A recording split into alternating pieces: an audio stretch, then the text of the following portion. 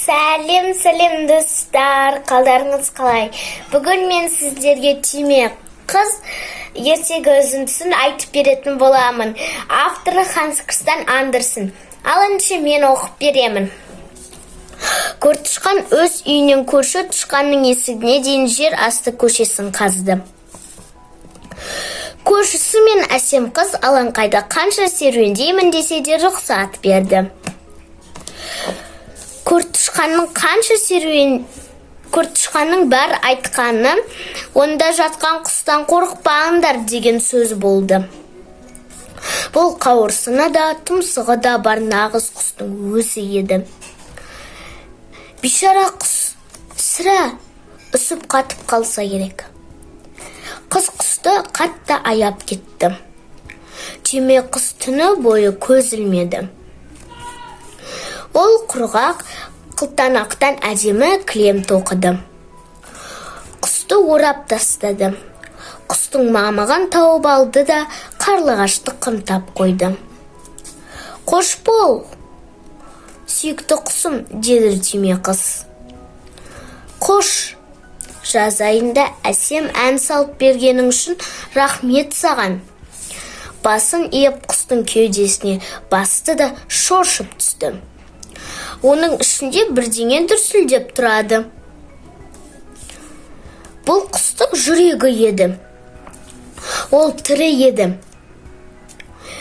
Суықтан жаны кетіп жатқан еді. Енді бойы жылынған соң жаны кірді. Кілер түні түйме қыз ұрлана басып, тағы да қарлығашқа жетті. Ол кәдімгідей тіріліп қалыпты, бірақ түк әл-дәрмені жоқ екен. Мың мәрте рахмет саған, сүйкімді кішкентай қыз, деді әлжуаз қарлығаш. Мен сондай жақсы жылындым, енді көп ұзамай оңалармын. Сосын тағы да күн көзіне ұшып шығамын. Ах, деді қыз. Қар жауып тұр. Күн өте суық. Одан да жылы орныңнан қозғалма. Керегіңді мен әкеліп тұрайын. Түйме қыз оған гүл жапырағына құйып суды әкеліп берді. Қарлығаш қанатын бұтаға қалай жарақаттап алғанын айтты. Қарлығаш осы жерде қыстап шықты, ал түйме қыз оны күтумен болды. Мұны көртышқан да, сұр тышқан да сезбеді. Олардың құсты жек көретінін білесіңдер ғой.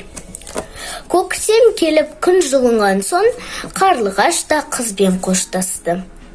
Түйме қыз ол ұшып шығу үшін көртышқанның кескен саңылауын ашып берді.